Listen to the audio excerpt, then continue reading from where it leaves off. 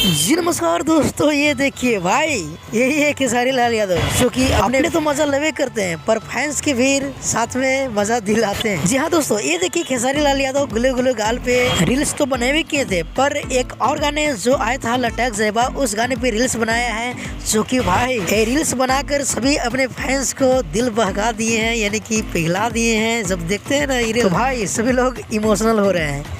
आप देख सकते हैं जिम टाइम बनाए रील जो कि काफी सोशल मीडिया पे वायरल हो रहा था। मुझे लगा चलो भाई लोग के पास थोड़ा शेयर करते हैं, ऐसा वीडियो नहीं करेंगे भाई तो कैसा वीडियो करेंगे।